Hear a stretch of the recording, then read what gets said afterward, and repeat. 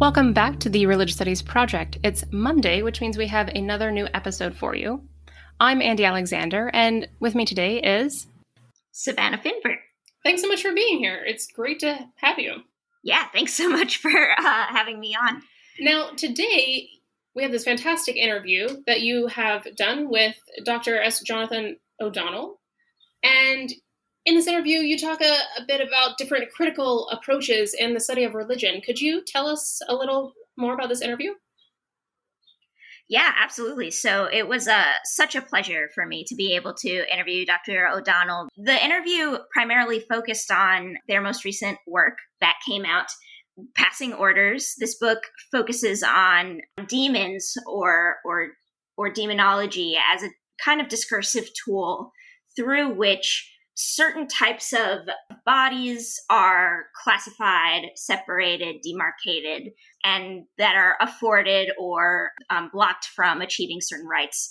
We talked a lot about the interdisciplinary approach, that it was something that couldn't focus necessarily only on, typical religious studies type of theories, that they really branched out into critical gender studies, critical race studies, thinking just more broadly about how categories function. And of course, towards the end of the interview, which was really interesting and useful for me to think through, Dr. O'Donnell and I spoke in some depth about what it means to engage in the critical study of religion. That's something that is that we talk about a lot here on the Religious Studies Project, and something that I, as a student, am constantly thinking about and working through. And so, what types of projects would qualify as a critical studies of religion project? Is it only when we're critiquing the category of religion, or is it when we bring any critical lens to our work that we are engaging in a critical study? And so thinking through some of those conceptions and how we place and define our work was a really interesting conversation for me to be a part of as a student, especially, I think. Yeah, it sounds like it, because I feel like there are some general assumptions about what the critical study of religion looks like, what that entails, and maybe in its own way is somewhat reduced to a certain understanding, which it sounds like is exactly what the two of you discussed today. I can't wait to listen. This is Sovereignty and Spiritual Warfare with S. Jonathon O'Donnell by you, Savannah Finver. Thanks, Andy. Let's listen in. Hello, listeners, and welcome back to the Religious Studies Project. My name is Savannah Finver. I will be your host for this episode. And today I am delighted to be joined by my colleague, Dr. S. Jonathon O'Donnell. Dr. O'Donnell is currently an Irish Research Council postdoctoral fellow at University College Dublin and a visiting scholar in the School of Natural and Built Environment at Queen's University Belfast. Their work focuses on demonization, sovereign power, and the religious right, while also tackling such global contemporary issues as Islamophobia, anti-Semitism, transphobia, and religious nationalism. They also recently published their first monograph, Passing Orders, Demonology and Sovereignty in American Spiritual Warfare, which was released earlier this year through Fordham University Press. Welcome, Dr. O'Donnell, and thank you so much for joining me today. Thank you, Savannah. It's a pleasure to be here. So I'm really excited to do this interview, and I suppose my first question, and maybe this seems obvious to you or maybe it doesn't, is why demonology? I mean, I studied the Satanic Temple for my master's thesis, so I can say for myself that talking about the devil is, always interesting, but I want to know what got you specifically interested in studying, thinking about, writing about, talking about demons of all things. Okay. So I guess there's a few different ways I can answer this question. I guess the most kind of scholarly and professional response is that I found a research gap. To give a bit of background there, I started my PhD doing research on apocalyptic discourses during the American War on Terror. And as part of that research, one of the things that I noticed was that demonology was not really being discussed. There was occasionally references to Satan, sometimes the Antichrist as part of apocalyptic discourses, but no kind of discussion about demons generally in the way that I was seeing them kind of crop up in the literature that I was looking at, like particularly the primary source literature that we'll talk about a bit later. And so, like, my focus on demonology kind of grew specifically out of that, in terms of, I guess, filling a research gap that I felt kind of needed to be addressed. And I mean, there's a certain level to which it did. Like, in the very last months of my PhD is when Sean McLeod released American Possessions. So obviously I was not the only one who noticed that this was a specific issue. The older and I guess more personal explanation for this is that my interest in demons kind of goes back to me being an angsty goth teen during the late 90s and the early 2000s.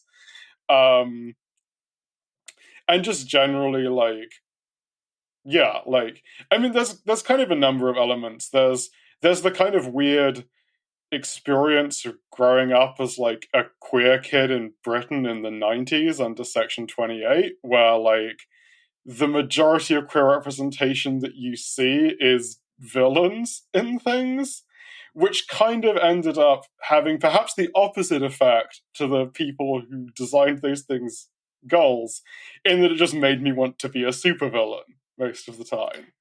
That's awesome.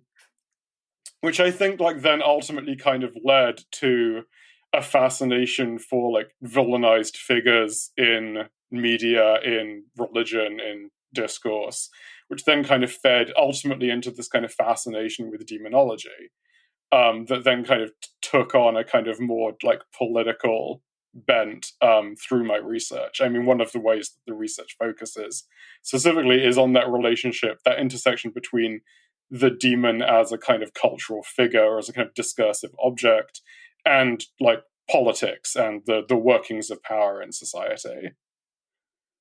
Yeah, that's fascinating. I mean, I feel like especially recently we see this coming up a lot in political discourse, right?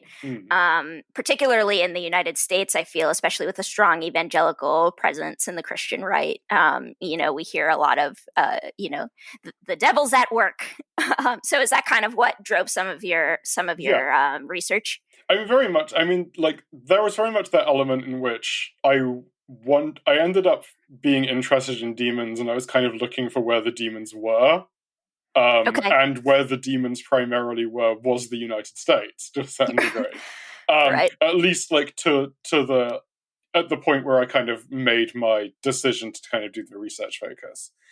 To give a bit of background on that, like, I did my master's thesis on sovereignty and apocalyptic discourse, but specifically looking at kind of 7th, 8th century, like, early apocalypse, well, not early apocalypses, but, like, early by contemporary standards.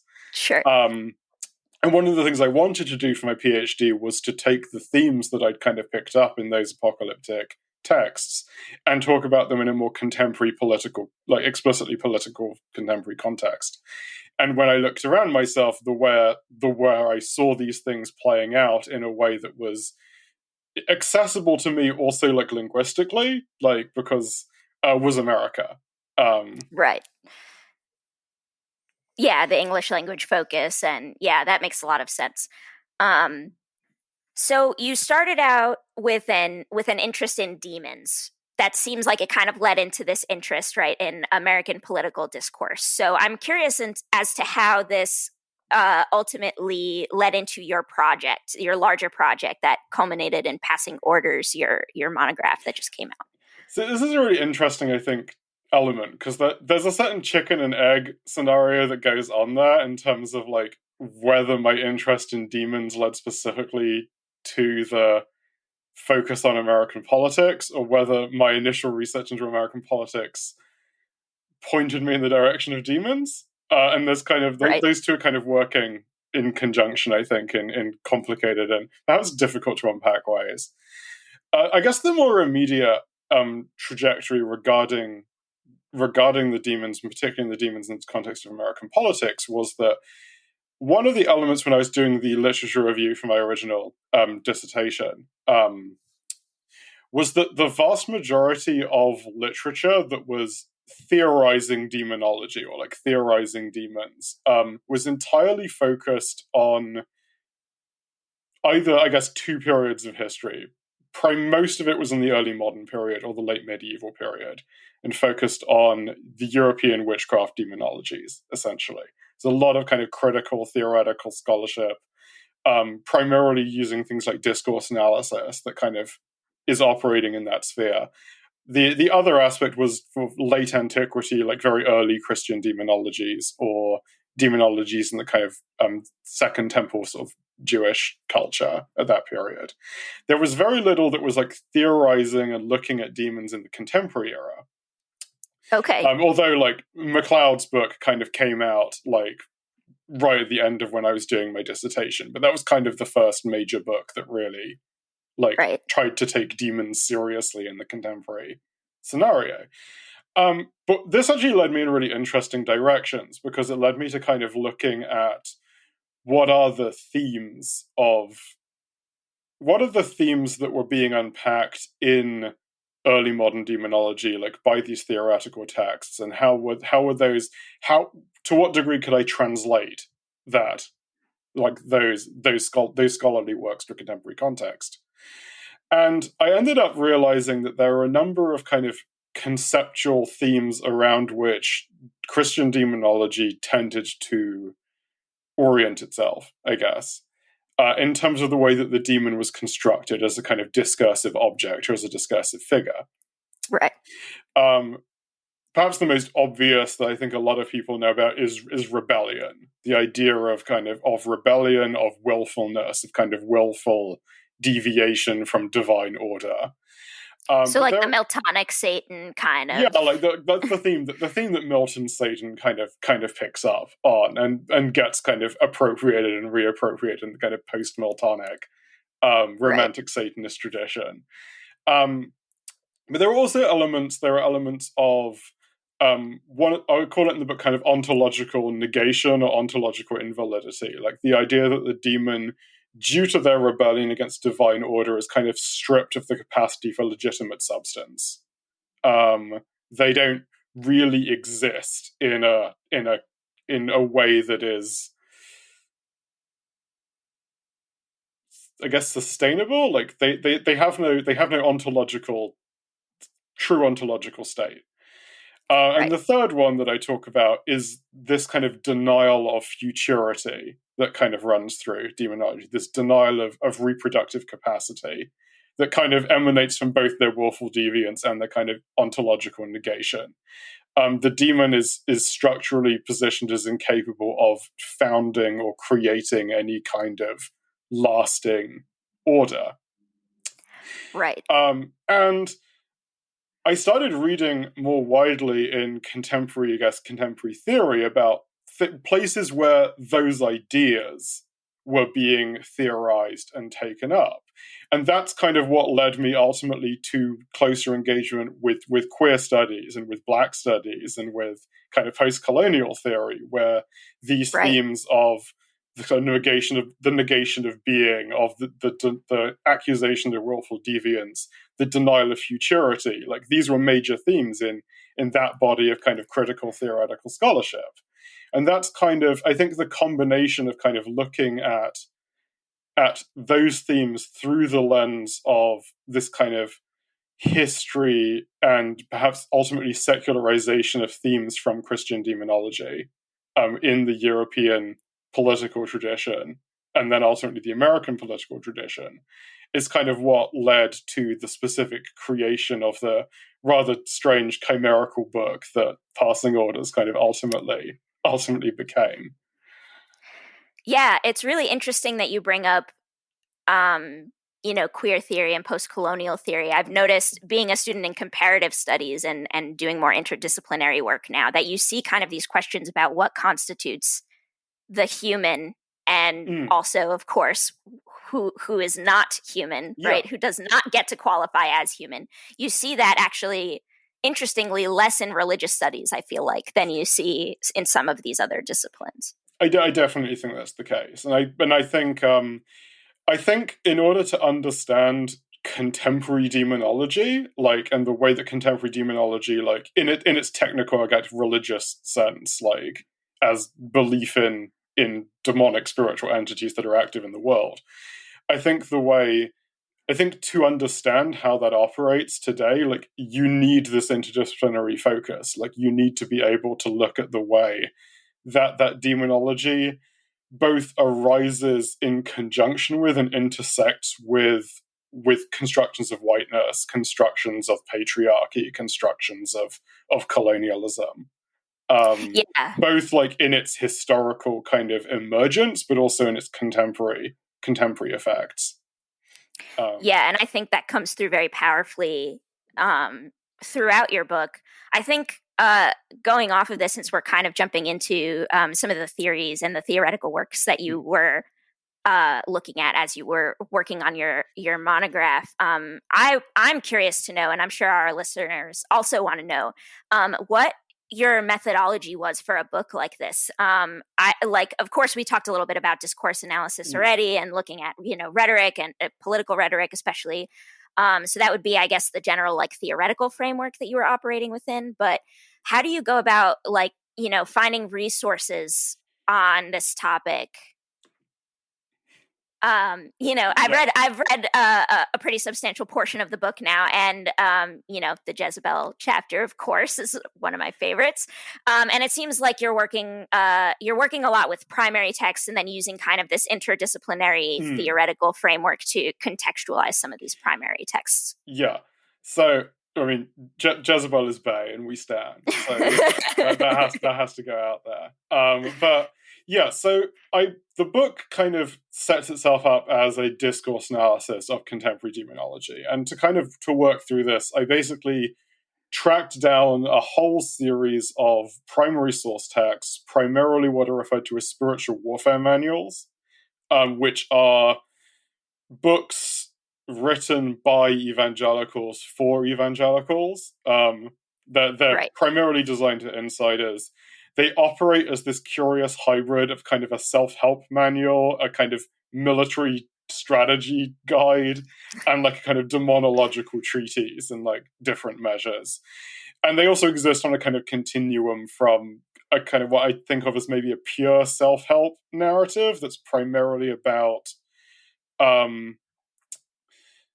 the idea that demons are active in the world and in your personal and familial life, like causing problems, and this is how to kind of channel the power of Jesus to kind of get rid of them in a very personal sense. And then on the other side of the spectrum, you have kind of more what you might think of as conspiracist or conspiratorial texts that are about the operations of the demonic, like at the level of global politics, or at the level of kind of nations and national wholes. But these kind of exist on a continuum with a kind of shared underlying worldview that operates. And you get a lot of texts that are like situated in the middle, or like, so along this continuum. So I read about 200 for my original PhD thesis, and then I've read about 100 again since. Oh my goodness! The ultimate kind of sample size for passing orders is about there's about 300 texts in total, not all of which get cited in the book. About 100 of them are cited in the book. Okay. Ultimately. But then what I looked at is I read this vast kind of set of primary source texts. I picked out certain commonalities, certain features that were recurring. Because this is one of the other interesting things about this, is that although a lot of these figures in this kind of vast milieu that exists in contemporary America, like, they don't all know each other. Like, sometimes they do. Sometimes they come to know each other later, like, due to the similarities of their work, which is also interesting. But I noticed that even among, like, disconnected, like, unrelated individuals, like, they were writing on similar themes, about similar things in similar ways, like not explicitly drawing on each other, but still kind of articulating shared ideas. And I kind of became interested in theorizing, okay, so like, what are these ideas? Like, how are demons being theorized? And this led me to, I think, what is one of the more interesting parts of passing orders, which is the way that different demons are used to conceptualize different kind of marginalized subject populations in distinct ways. Because there is a tendency, even among scholarship that talks about demonology, to homogenize the demonic, like as simply a kind of concept of otherness, a kind of category of otherness more broadly, or of kind of threat. But when you look at demonology kind of in a more granular level, you see the way that specific figures become embodiments of specific kinds of threat. Jezebel is, to use one of the kind of main case studies of the book, is primarily associated with gender, with queerness, but also with kind of internationalism. There's this element of kind of, I like to think of Jezebel as a spirit that is used to conceptualize the breakdown of quote unquote kind of proper boundaries around things.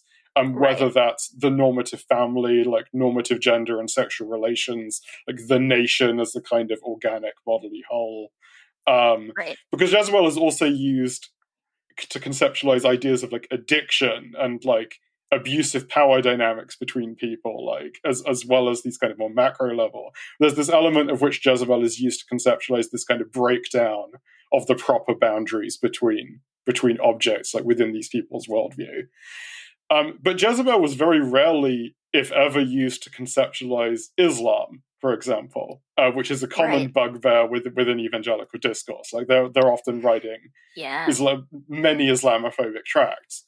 But with odd exceptions, like Jezebel never arises in that context. There are odd exceptions, but they tend to be the books that literally cite Jezebel as behind everything, like from like. There are books, for example, that accuse Jezebel of being behind like LGBT rights in America, ISIS, Buddhism, like Hollywood movies, basically anything that they don't like. But outside of those contexts where Jezebel just kind of adopted like essentially everything, Jezebel was never used to conceptualize Islam. Like Islam was always conceptualized through other demonic figures. The one I analyze in the book primarily is the Antichrist, the idea of the Islamic Antichrist. Also, Baal is sometimes used, and other figures. But this is kind of for a number of reasons. Like one is that Jezebel is heavily gendered as female. Within spiritual warfare texts. And Islam, within their worldview, is heavily coded as masculine. That's so interesting. It tends to be like heavily masculinized. It very much relies on these Islamophobic tropes of the kind of the violent Muslim man who's kind of the threat to the kind of European and American society. Interesting. And within that framework, like if Jezebel arises like as this kind of feminizing force that kind of undermines the virility of Western civilization, that then kind of leaves it open to this kind of masculinized other that kind of comes from outside. So the Antichrist in that context emerges as this almost like this double or this mirror to the very specific concept of patriarchy that the evangelicals are actually trying to institute, but kind of rendered abject and wrong because it's supposedly like based in quote unquote Islam rather than quote unquote Christianity. But it's essentially just a projection of the very order that they are trying to create, but in kind of slightly twisted terms, like within their worldview. Right, like inverted, kind of. Yeah. That's very interesting.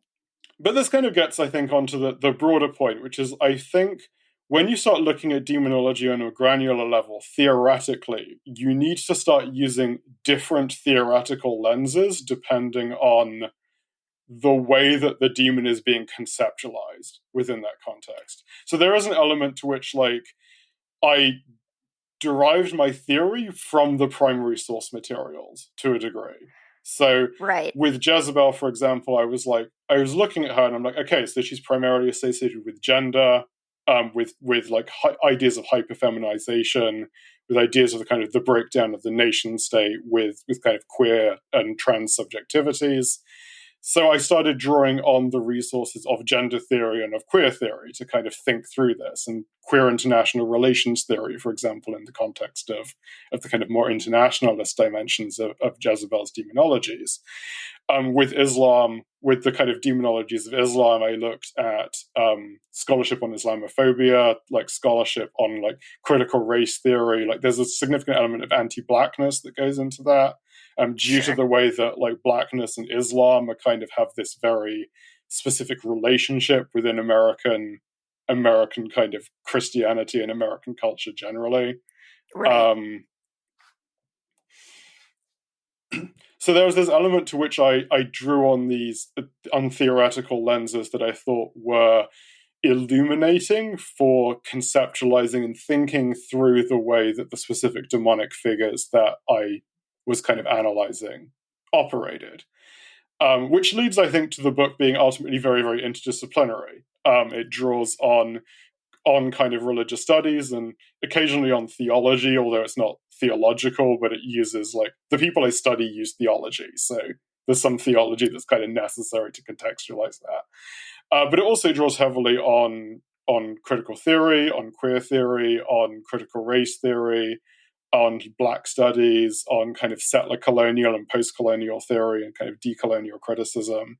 Like as I felt kind of this kind of broad range of different theoretical insights I thought were necessary to actually really get to grips with and really unpack the discourses that I was just sort of uncovering through my research into primary sources. Yeah, I think that's really interesting how your work with the primary sources really drove how interdisciplinary the project ultimately became. I think like so much of what you're bringing up about all these different critical lenses that you use to interpret the various demonic figures that were popping up in your research leads nicely into a question that we are very focused on here at the Religious Studies Project, which I was wondering if you could tell our listeners a little bit more about how you see passing orders as, and maybe the rest of your work more broadly as well, fitting into this larger project of like critical religious studies, right? So, so many of the disciplines you mentioned or the theoretical frameworks that you mentioned, all start with critical, right? Critical race studies, critical gender studies. So, I'm curious what you make of that and how your work fits into this much larger question. Yeah, I mean, there's a kind of number of directions you can go with that. Perhaps the most obvious is like the simple question, like, does it fit into critical religious studies? And I think to kind of really get to grips with that, you have to kind of look at what is critical religious studies, like as a kind of sub-discipline of, or as a discipline of religious studies, or as a sub-discipline of religious studies. Discourse analysis is a very common feature of the critical study of religions, and to that degree, it is very much part of critical religious studies. However, like, the book doesn't really interrogate, say, the concept of religion right. in a way that I think is a key feature of the critical study of religion, like, more broadly. Like, the book is not really interested in unpacking the concept of religion in a way that I think, like, makes it maybe slightly ajar to that kind of broader disciplinary project. On the other hand, like, it is not, if you mean critical religious studies as like separate from like more theological frameworks, or kind of, I guess, more confessional frameworks almost, within a theological, more apologetic, it's very much in critical religious studies in that context. It very much, like, it's not a theological book, although I did see it once listed as under practical theology in a bookstore, which that's interesting. I'm pretty sure whoever bought it from there is going to be very disappointed.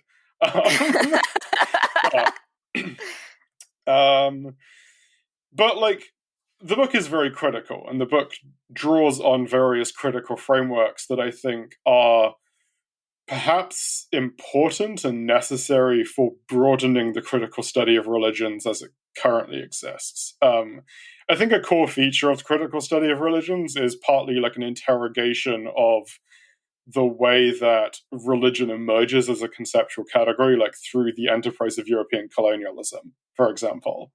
And like that history of, and of course the way that the concept of religion historically is, and even in contemporary media, is used as a synonym for Christianity. Like to be religious is frequently to be coded as Christian. Right.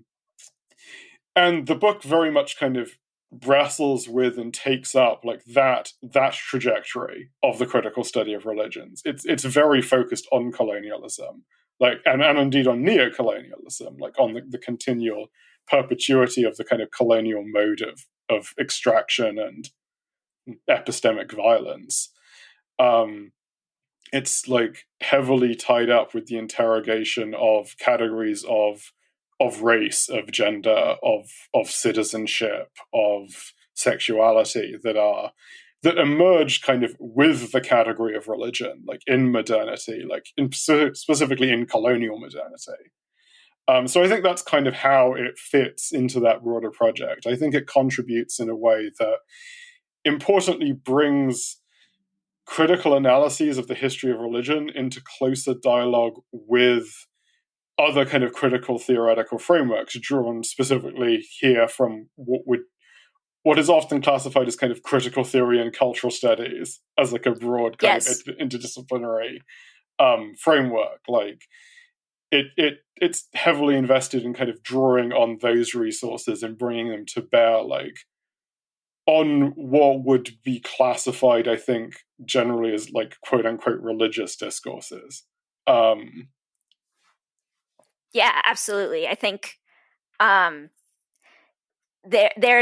feel like especially recently there's a way in which the critical study of religion has, for a long time, I feel like you're right, like you mentioned kind of at the beginning of what you were just saying there, that there was this real focus on critiquing the category of religion itself. But it feels like, especially with, as cultural studies has solidified as kind of a discipline, there's been a move towards incorporating other kinds of critical theory, other disciplines of critical theory, to kind of bringing all of that back to bear on the things that we're looking at in a typical religious studies, concept.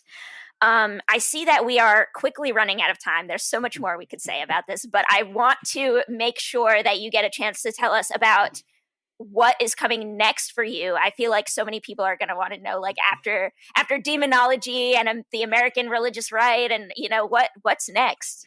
Well, the answer is, I think, and is going to be the answer for a very long time, is always more demons. Of course. So I currently have two projects kind of on the go. One is, in some ways, it's like the flip side of the project that became Passing Orders, in that it also, like Passing Orders, also is growing out ultimately of my doctoral dissertation, which I should note that Passing Orders is very much not the doctoral dissertation. It is its relationship to the doctoral dissertation is as the relationship of a horror movie to the true story it's based on. Okay? But this, I have a shorter project that I'm working on, which is specifically a kind of genealogy of the relationship of demonology to political sovereignty as a kind of more historical concept, as opposed to a contemporary kind of American political framework. Sure. So it's focused.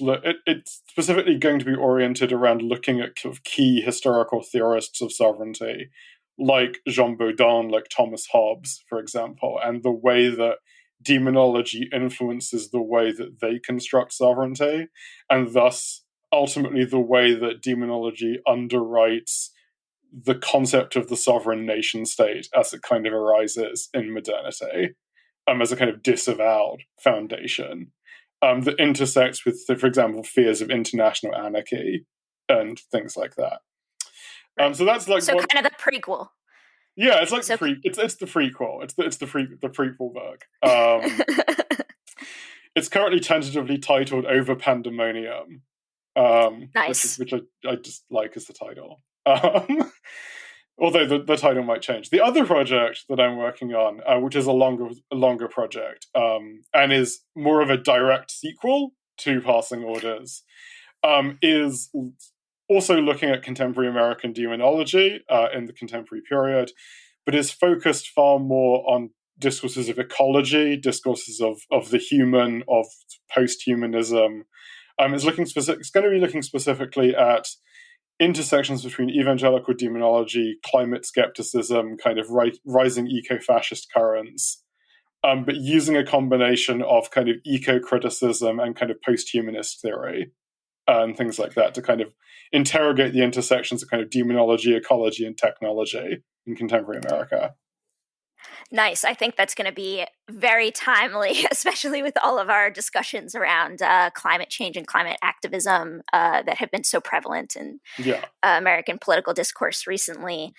So I'm really looking forward to the kind of rounding out of this trilogy. I'm excited to see what comes next for you. I should point out I have a fourth book planned after that. So there's a fourth book too. You guys, but that's very early in the planning stages. But I'm hoping to look more distinctly at like discourses of property in demonology.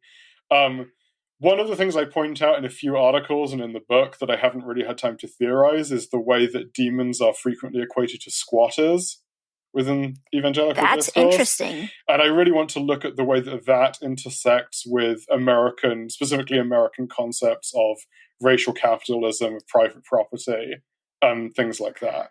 But that's very early stages. That's like the fourth book. So, so there's lots coming up for you in the future. I'm excited. And I'm sure it's one of those things where I'm like, oh, maybe I'll write something that's not about demons, and then the demons kind of come up, and they're like, you should write about this next. Yeah, I feel like once you start down that rabbit hole, as somebody who has also studied demons, once you start down that rabbit hole, it pops up more, it feels like, almost. Yeah, definitely. Well, Dr. O'Donnell, thank you so much for joining us today. Good. I had such a good time talking with you. And I just want to remind our listeners once again about your monograph, Passing Orders. That's out through Fordham University Press. And definitely do, listeners, take a look. And thank you again so much for being here. It is available in paperback for the low price of $30. Yes, absolutely. Make sure you get that paperback, that sweet, sweet paperback. All right, Dr. O'Donnell, thank you again so much. It's been a pleasure. Thank you. Thanks so much, Savannah, for that wonderful interview, and thank you to our listeners for tuning in today. We'd love to know what you thought about the episode, so please head over to social media to continue the conversation. Thank you so much, Andy. And also, I happen to know that Dr. O'Donnell is pretty active on Twitter, so if you would like to join them or engage them in further conversation, you can certainly look for their Twitter handle. It's at Demonologian. And you can find me as well at Savage Finn over on Twitter. Look forward to talking more with you guys. And of course, you know that you can find us on Facebook at the Religious Studies Project and over on Twitter at Project RS. Please also check out our website for a transcript of this episode and much, much more at www.religiousstudiesproject.com. We also appreciate any support that you are able to give us. Even a monthly donation of just $1 would go a long way to help support the work that we do here. Head over to patreon.com/projectrs to donate there. Also, if you are an Amazon user, please use our Amazon affiliate links when you purchase different items on Amazon. It doesn't change the cost of the item for you, but a small portion of your purchase is a donation that comes to us. So we would really appreciate your using one of our Amazon affiliate links, which is located on our website. Until next time, I think all that's left to say is... Thanks for listening.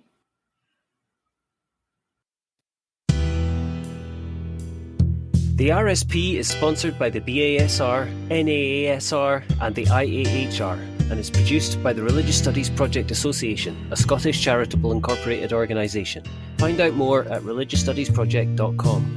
Brought to you by editors Brianne Fallon and David McConaughey, and founding editors Chris Cotter, that's me, and David Robertson, that's the other guy. Our features are edited by Rebecca Barrett-Fox and Lauren Osborne, and our Opportunities Digest by Ella Bach. Audio editing by Alex Matthews, podcast transcription by Andy Alexander and Savannah Finver, and social media managed by Ray Radford and Candice Mixon. Don't forget you can support the project by using our Amazon affiliate links or donating at patreon.com/projectrs. And you can find us on Facebook, Twitter, YouTube, iTunes, and other portals. Thanks for listening.